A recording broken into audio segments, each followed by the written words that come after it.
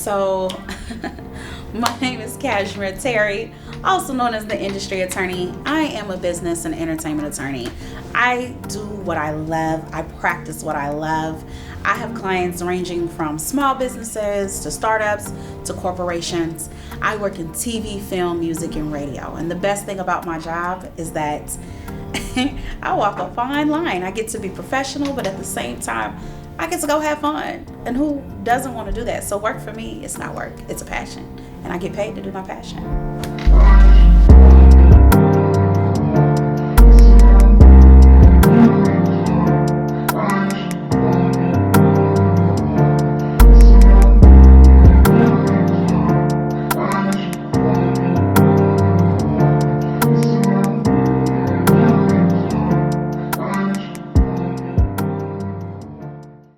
Hello, everyone. Welcome back to the Roselyn Omaka Show. And I am super excited because I have a very special guest. And I know many of you are going to want to pay attention to this episode because there are so many of you that are watching this that have all these great ideas. You want to shoot all of this crazy content, whether it's making movies or producing a song and just trying to get into the business and make it. And I have a special guest. She is an entertainment attorney and business attorney. Would you like to introduce yourself? Absolutely. Okay, girl, do you think? Hi, everyone. My name is Cashmere Terry. I go by the industry attorney. I am a business and entertainment attorney out of Houston. And just, building, grinding. Originally from LA, though, so don't get it twisted. And so, I know some people, they're like, wait a second, industry, business, entertainment in Houston? It's a play on words. It's a play on words. So, being from Cali, you'd be like, oh, I work in the industry. When you say the industry, it's automatically usually entertainment, right? When you live in LA. So I was just kind of like, let's make a play on words with business, because whatever industry that you're in, so my clients range from corporations to startups to celebrities. Yeah, celebrities. So it's just kind of like the industry, whether it's the business, you have a business and you're working in your particular industry, or we're talking about the entertainment industry. So it works. What made you want to even get into this industry? Oh, I kind of fell in it. How? To be honest, I kind of fell in it. So I was in college and I ended up being a community organizer. But the clientele were high-profile clientele. Oh, that's nice. Right? It was nice. It was vibes. I got paid to talk trash, to have a good time, to meet people. It's oh yeah, that's a dream job, right? Dream job. Yeah. But then I also love law, so I was like, well, I can mix the two. What you mean? So entertainment and law, and then I ended up being a paralegal for a major entertainment attorney out in Santa Monica, and that's how it kind of just worked. And I was like, instead of making you money, I'll go make myself some money. And went to law school, and entertainment and business just also fell in my lap. It's funny how just aligns. Business, it was something I had dabbled in, but never went all the way. And in being in entertainment, it made sense to be able to give that service while also knowing the industry, right? Yeah. And just being business and entertainment. So many times people forget, I do entertainment law, but I'm also a business attorney. I sit in boardrooms. I do contracts and negotiations and, business litigation, not just entertainment. It's business and entertainment. What are, I would say, the top things that you see that people tend to ask you about or come to you for, if you had to list? Absolutely. I think the number one would be a contract. So whether they need a contract or they need me to review it or they need me to just draft it just completely from scratch, which that's a lot. Oh, I love it. It's like a Picasso. It's a Picasso. I get to throw some stuff in it. You better read. If you don't read, it's your fault. Those are a lot of contracts. Cash is amazing. She takes care of me. That's a lot. So I definitely have respect for it. But I'm trying to think when it comes down to some mistakes that you see with businesses, because I know you have some people that have been in the game for a while. I do. So you see mistakes with them too? Absolutely. What type of stuff would you see? The major one I've seen is not okay. A lot of people think they know what they're doing in business, but they don't, and they put too much on themselves, trying to be this type A personality, their hands in so many things, but actually it starts to become detrimental after a certain point where you need help. You can't know everything, but you can get people that know the things that you need to know, right? And to advise you accordingly. So a lot of times with businesses, I see accounting issues and seeing their books with which affects liability. So whether you're a corporation or a company, it will affect your liability if you are using it as alter ego. If you're undercapitalizing your business, that pierces the veil of your corporate structure. So with that, that is one of the major things that I see in businesses, that issue. And then also I think the second issue would be if they have like a business partner, they're not putting it on paper. You know, I'm like, we're all cool. Don't get me wrong. Like, I like you. We friends. Yeah. But when money comes involved, you can't do it. You can't. People get amnesia. They really do. Run me my coins. Like, people turn gangster really quick. Where's my money? And it's like, oh, we have these agreements, but like when the money does come, it's just like, and you have to. It just keeps it simple. Put it on paper. Make sure everybody knows their position, right? That's what a team does. Everybody has to know their position, play your position, and we go together in this win and get this win. And I think with businesses, a lot of people forget to put it on paper, and that's what trips them up in the long haul of not thinking out, you know, what do we need? And it's my job to not only look at just the future where you currently are, but to build you, to grow you, and to put you in a place to where you're able to grow into the vision that you have for your company. No, that's beautiful. With that being said, with you talking to all these different people, new and old, what are your biggest, because I know you have them, and I already know what you're about to say, but what are your biggest pet peeves when it comes down to just as an attorney, like your biggest pet peeves with your clients? I'm not gonna fight you with my money. Like, well, the money's one thing. Like, I'm not finna fight you. But what about, you know, I'm gonna go on Google really quick, and I'm gonna. Oh, yes. I've even had to put that in my contract. Yeah. Like, I'm not about. I'm not about to. Yeah. Right? Like, I have a lot of those. So this Google thing of like, well, my friend said in their case that this would apply, and I'm like, whoa, hold on, Sally. Whoa. No, because the facts change. And when the facts change, that means my advice is going to change. That means the perspective of what we can expect is in a plan, right, is going to need to be adjusted. And you're looking at what other people have done, but they get that outcome because of the facts. The facts determines everything. And when you're on Google trying to tell me how to do my job, it's just like, wait a minute. That's annoying. Especially when some people are set up as a S corporation or set up as an LLC, or they don't even have that, and like something even basic, like a sole proprietor. Yes, and that's another thing too. So I see this a lot, but it's just like a irk because I feel for the people and they don't know, right? When people are going to go get just a DBA, that's not the right thing to do. Don't just get a DBA. Attach the DBA to an LLC or a corporation. Why would you do that? For people that are watching and that wouldn't know. Absolutely. It's structuring. It's entity structuring. So when you have a DBA that's doing business as, right, and you're attaching it to an LLC, that's really just saying like, hey, I got an AKA, you know, I got a also known as, you know what I'm saying? That's my nickname. Right? And you can do business in that name because it's appropriately attached to a LLC or a corporation. Whereas when you just do it in your own name, like Cashmere Terry, DBA, the industry attorney, that's absolutely wrong because then I'm operating as a sole proprietor, which means in my own liability, I'm working in my own liability. I know that's like a whole bunch of like legal language. No, you're good. What does that mean? Yeah. Basically, you're putting yourself at risk to get that car snatched, to get your house snatched, to get your assets snatched. I used to do it. I used to work for a commercial litigation firm. And being able, like, we looked for those things because that allowed me during that time, while you were under contract, to there was no veil to pierce, to attach to your assets and take them. Wow. So you always want to protect the bag. You've seen what? Without saying specifics, I guess you could say, where like, what's the saddest story you've seen with somebody try to make it and then they did something wrong and they didn't know they did something wrong and they just lost like a house or something?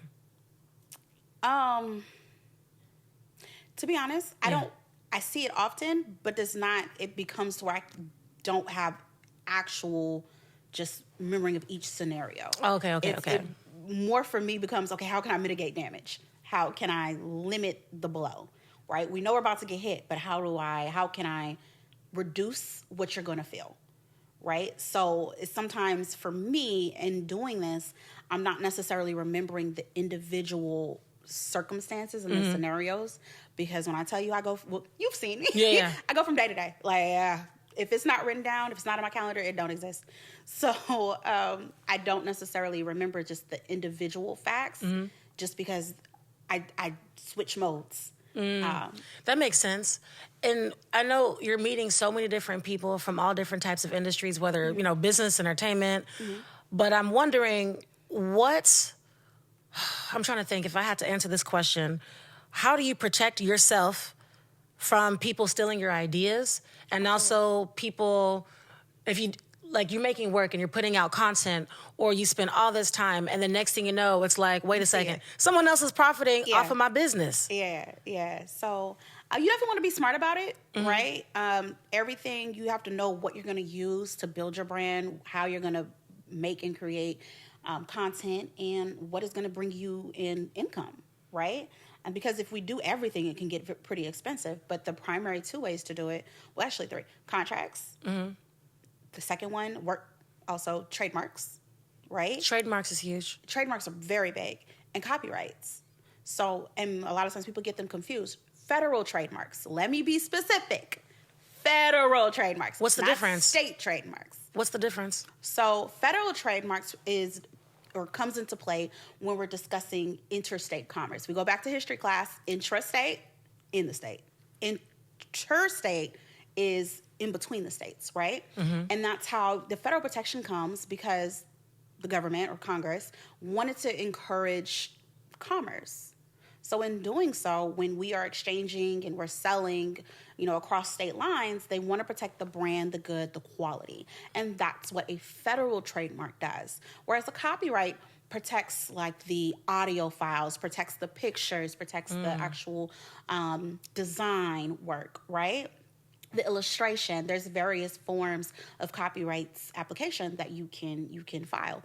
But copyrights, and they're both intellectual property. Don't get me wrong. All of it's intellectual property. No, this is good stuff. But it protects different parts of the same coin. And then, of course, you have patents. Patents?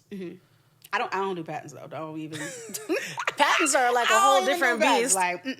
But, patents are inventions. So the creation of this, like, mic, or the creation of a pen, new inventions, that's what a patent protects. So you have patent, trademark, copyright. Patents, trademark, copyright.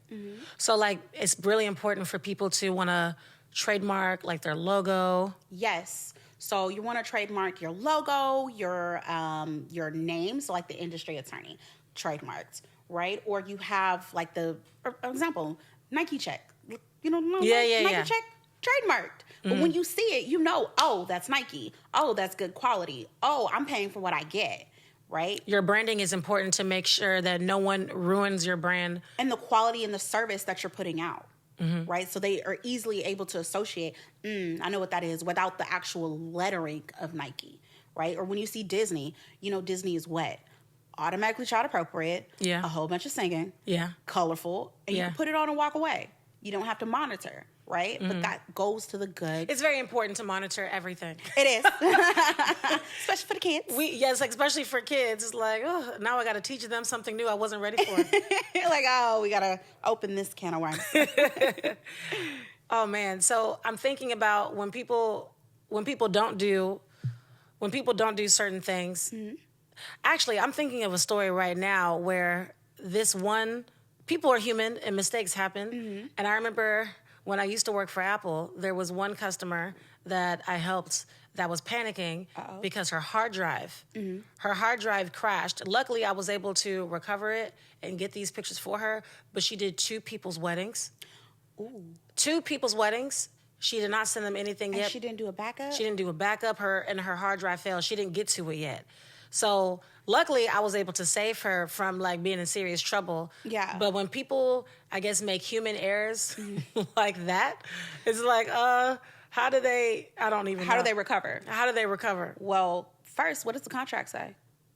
let's all things need to be in that contract, whether it's going to occur or not, right? Yeah. Like the contract is your CYA. The contract is going to be your governing document to tell us how we're going to abide by if we have a loss of film. You know, unfortunately with the wedding, you can't redo your wedding day. I know, it's horrible. Right? So I'm hoping this doesn't happen to other people. Right? Oh, I would be mortified. You know, I'm just wondering, like, stuff like that. I would be so mortified if that happened. That is horrible. Well, first, one, if she lost the photos, you would have to give the money back. Look at the contract, give the money back. That's the right thing to do. That's the right thing to do, right? Because they're not having the photos of their most important day. But also, as a business owner, you want to think twice. When you have photos, before you leave location, back it up. Have an SD card. Have a backup for your SD card. You know, automatically, like clockwork, get into a routine to where you don't have to worry about that. If you take a picture, it's automatically going to the cloud. And then also you have something that addresses that issue once again in your contract. Okay. And then I'm even thinking about it too. What do you think we should? I'm thinking about the music industry. What do you think? Well, I'm wondering about all these different TikTokers and all these different people on Instagram or even on Facebook. Whenever you use someone else's song and you say, "Oh, this is not," I don't have the license. Like, yeah, that's syncing license. That's licensing right there. So you can't just use someone's song without permission or at least a license. Usually when we're using songs off of TikTok and IG and all of that, the actual company has the licensing for you to use it on your video. But sometimes that's why you get that nope. That's how that works. Man, I haven't seen everybody all together since Friendsgiving 2019. I've got to go this year. And I like staying somewhere nice, but I sure ain't paying full price. I'm using the Elite Pass from Belonlay. Yeah, it's definitely better than anything I see here. Let's do this.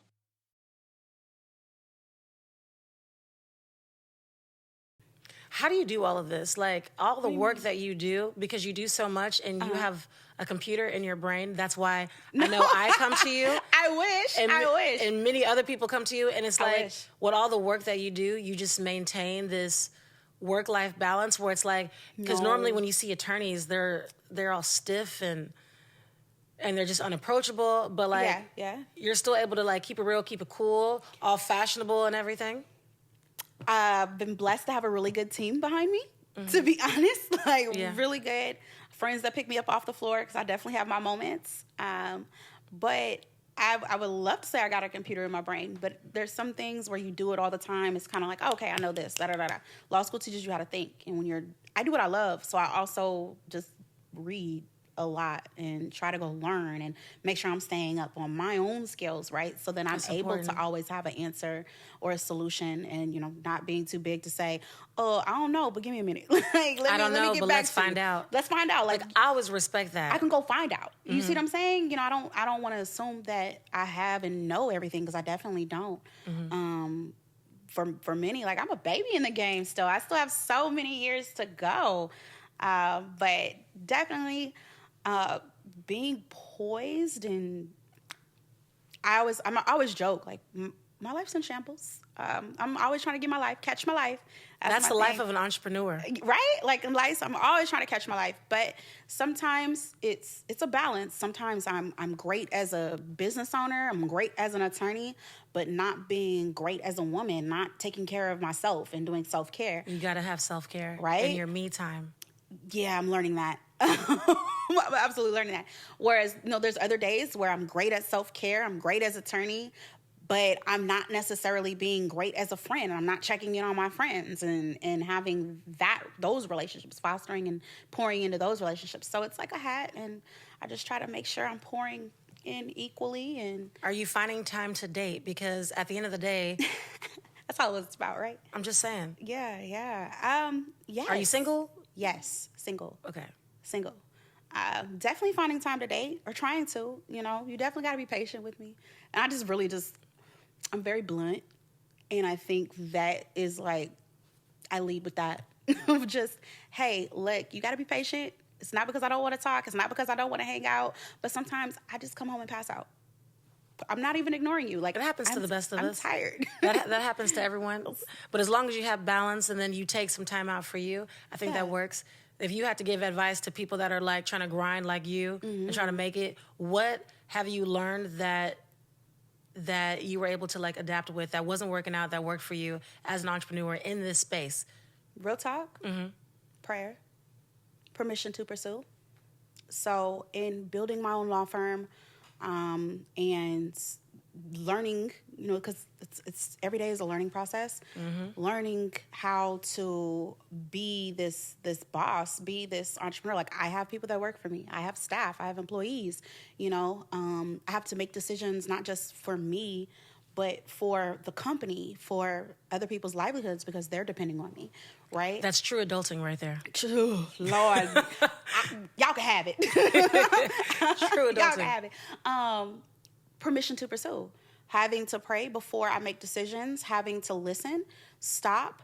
If I don't have the answer, then pausing and being able to say, let me get back to you. They might not know what I'm doing, but that's what I'm doing. Getting in my quiet space, having, like, not trying to sound churchy, because that's not what it is, but honestly knowing, like, where my source is and having to stay plugged in. Because if I don't stay plugged in, I drain quickly. I have different hats on any given day. And with that, I always have to know, like, permission to pursue. Should I sign this contract, right? Should I hire this person? Should I, should we pay for this vendor? Or, well, not pay, but, like, should we bring on this vendor, right? Is this a good pathway? Because I always joke, like, I'm the captain, but my business partner, she's the second lieutenant. Like, that's my right hand, right? So everyone is looking to me of where do we go, but where do I go? So sometimes, a lot of times, every morning, I got to get in my quiet space. I got to pray. I got to get in my journaling. I have to take a moment, work out, get my steam, blow off steam, and then prayer, like, before I start my day. Prayer and journaling. Permission to pursue. And then, I'm learning. I got to disappear on everybody. And I mean everybody. What? Phone off. And for me, I have to completely just turn people away, which I hate doing, but otherwise there's not enough of me left. You cannot pour. You can, if you feel drained, you can't give. If you can't pour into another cup of yours, it's empty. Exactly. So I got to keep everybody balanced and myself, right? And that sometimes requires me saying, like, no, I'm out. Man, I'm really appreciative, and I'm happy that you're here. And I'm trying to think, is there anything else in regards of, like, projects that you're working on that maybe will be released soon? I don't know. Absolutely. I'm always working on something. So, August, what's the one? July. Time is flying. August 27th, we're doing Wheels and Mimosas, which is an event that really dear to my heart. So, we work with everybody, but I want to encourage people to build generational wealth. And a lot of times, especially in minority communities, they're scared to talk about estate planning. They're scared to talk about what happens if they're no longer here, or what happens when they get too older in age and they're not able to make decisions. But we have to have those hard conversations. Like probate court. Probate, and that's exactly what it is. We're addressing estate planning and helping people get their wills together, their power of attorneys, their durables, their declaration of a guardian, right? Help your children now, right? Don't wait. Don't say, oh, it's their problem when I die, right? Like, yeah, that's horrible. That's selfish, right? Because you don't know that not only are they going to have to pay to bury you, but they're also going to have to pay to keep your house or to keep your assets, to handle your accounts, and they need the power to do so. So help them now and pass down all of the work that you've done, right? Imagine working your entire life and you're so happy you paid off a home, and then you die thinking that that's going to your kids. And it's not. It's not. And there's so many heartbreaking stories where, my office is having to stop and try to save, some property as much as possible, because that has happened. I mean, there's one case we had to go through 5 generations, and we've been working on it. Yes. 5 generations? 5 generations. And we've been working on it for 4 years. It's just now getting closed. Just now. And it's things like that it's kind of like... So y'all fixed all of this? Yeah. Wait, hold up. I need a high five. Wow. 5 generations. 5 generations since the 1940s. That's huge. Yeah. It was amazing. Definitely a love effort, because we've had a lot of just like ups, downs, pauses in the middle of COVID, people passing, but we finally got it. And you didn't give up on them? No. We're in the trenches. I'm in the trenches, you know, and our attorneys are in the trenches. And as long as you're willing, but we can all avoid this by making sure we have wills, by making sure we have trusts. And that's what Wills and Mimosas is for. And you do a whole bunch of other stuff too, just outside of that. Yeah. And like a lot of your events, because I know people that are watching this, they're going to be from all over, international, local. Yeah, when it comes down to just people viewing everything with you, you have these events live. Absolutely. So, Wills and Mimosas definitely is live. It can be found on Eventbrite. Also, I mentor. So I have programs called Empower Her, which is for the ladies, and Empower Him, which is for the men, right? 'Cause I can't tell a man how to be a man, but I have other professionals that can assist in helping you build as a man, right? That I can trust. And then also Empower Her. So just the power group, that's what I like to call it. And everybody's like my babies. They grown people, but like my babies, because I'm really invested in your growth and as an individual, as a professional, but also just as a human being, right? So my resources are yours. And being able to say, okay, you need this, let me call this person.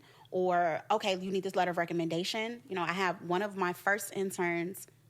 When I got licensed, she was my first intern, and now she is on her way to grad school. I wrote her letter of recommendation to get into law school, helped her through law school, wrote her one of her recommendations to take the bar, passed the bar, was there when she got sworn in.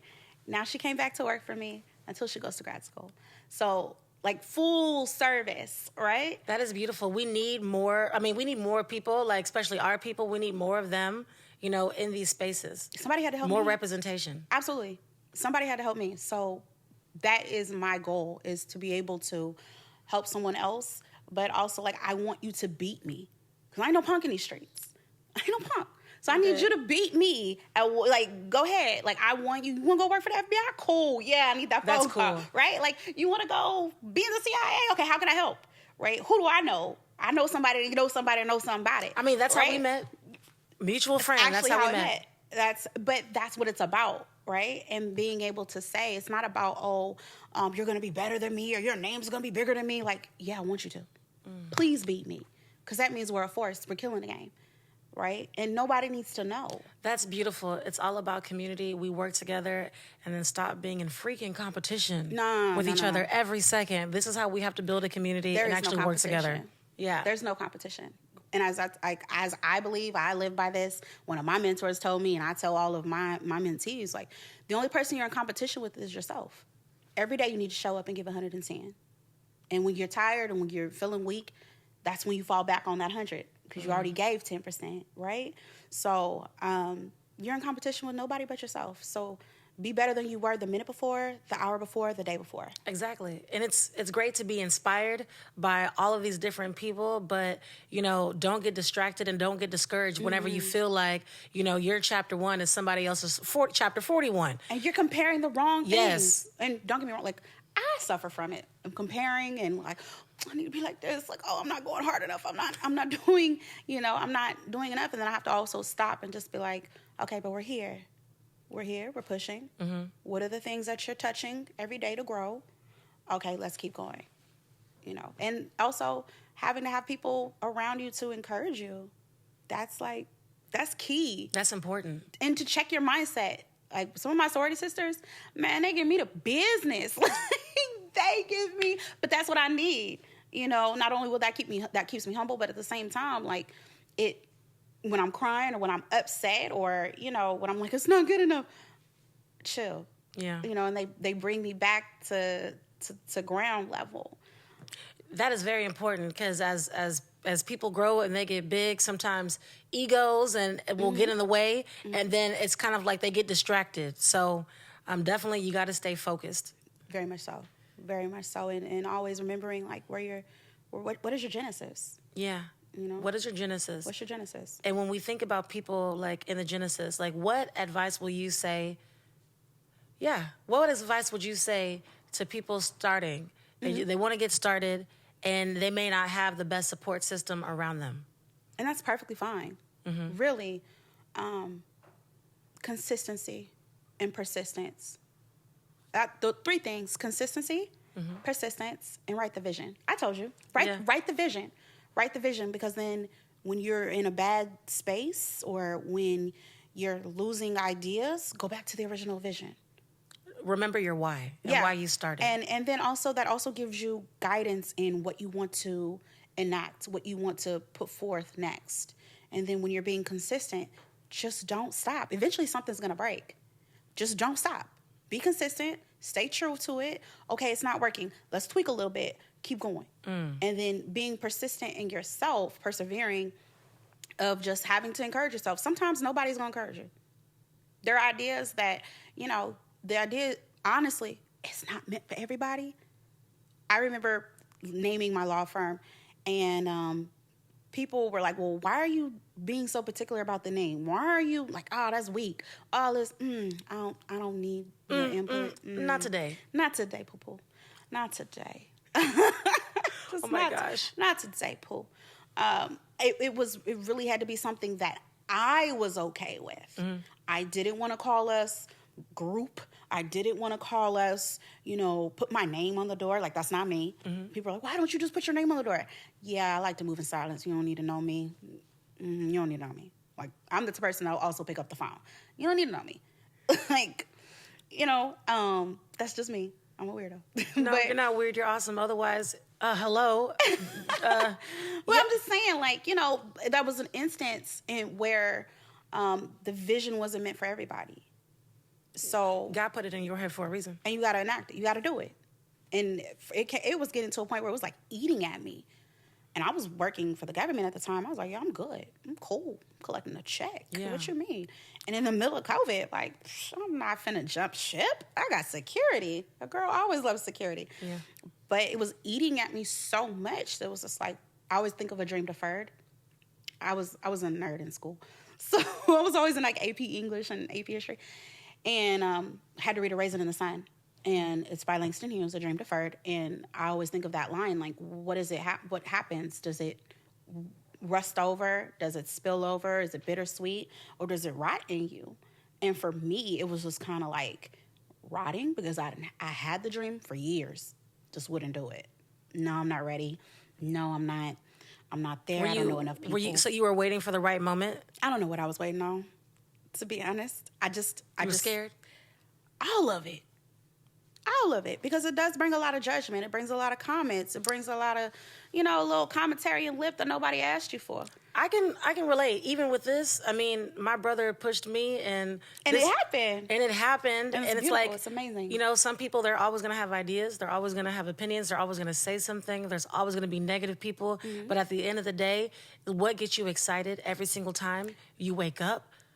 Where it's like, what impact can you make, not just for yourself, but also to impact the lives of others. Right? So, because it's not for you. Yeah. The dream isn't for you. And then also, I'm blessed to say, like, I wake up and do everything that I love in any given day. That's beautiful. I practice what I love. I do what I love.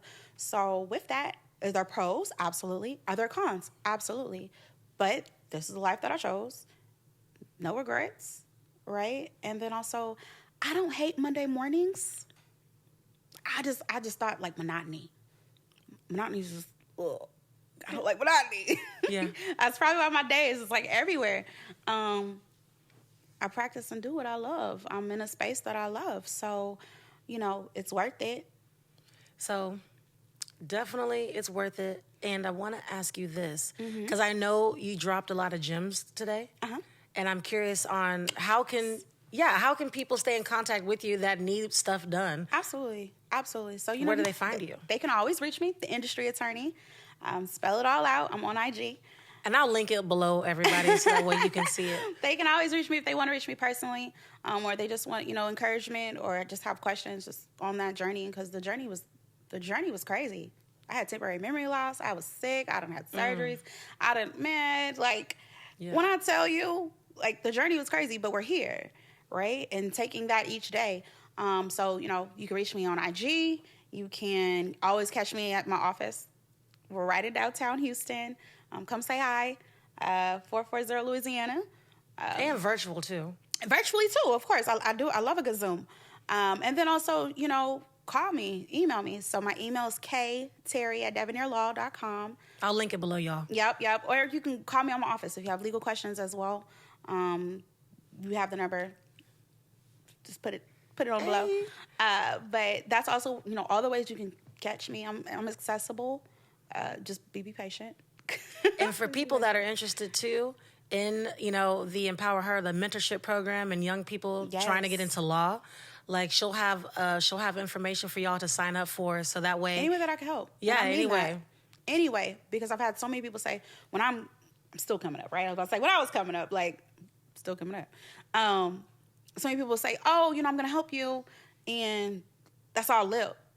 They're not really about it, or they're just very passive. Like, no, I also like to check in and be like, okay, did this help? Did this answer your question? Is this what you need? Mm-hmm. I really do mean that, because that's a part of what I love to do, right? So we have the mentorship, and then also working on a few entertainment things coming fall, a conference, and that's also been a lot. That'll be really cool, and we'll definitely share it with everybody. When it's ready. When it's ready. We're just going to do a little light teaser. But thank you, Cash, a.k.a. Cash Money. That's what I'm going to call you. Just kidding. But I appreciate you taking the time, because I know you're crazy busy, and I'm grateful that you're here and you're talking to everyone, and I hope that you planted some seeds and you guys are paying attention. Thank you for having me. I appreciate it. I love this. Anytime. I'm here to support at all times. Like, bless. I love what you're doing. Bless. So, guys, thank you for this episode, and I'll see you next time. Bye.